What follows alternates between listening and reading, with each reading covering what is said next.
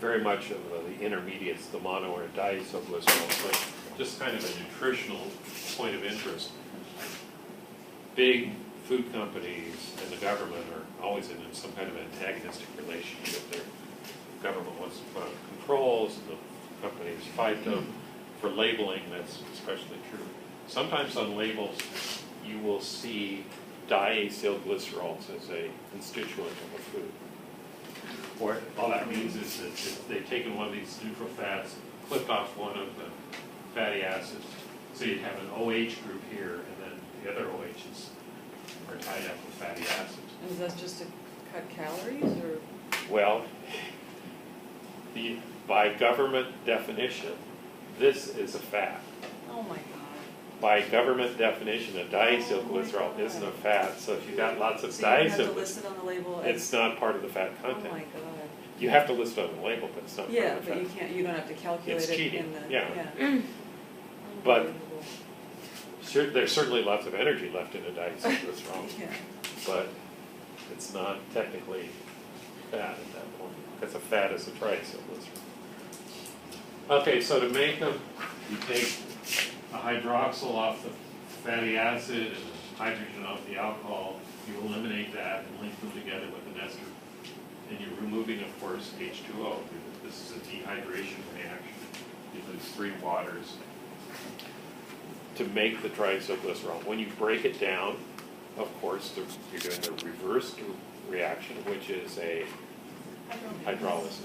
So we hydrolyze fats, we hydrolyze proteins, we hydrolyze carbohydrates by adding water back over the process bonds. The breakdown reaction is thermodynamically downhill. These are another case of being metastable.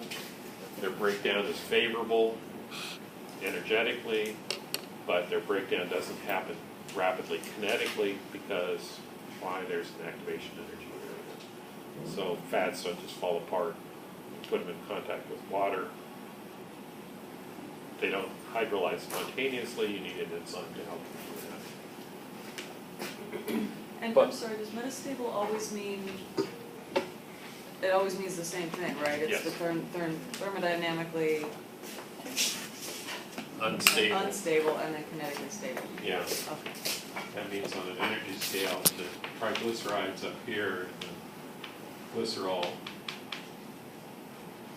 plus 3 fatty acids are down here.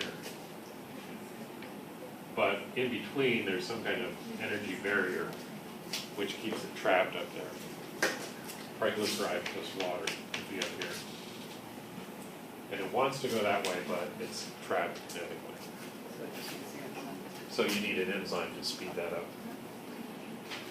So free fatty acids,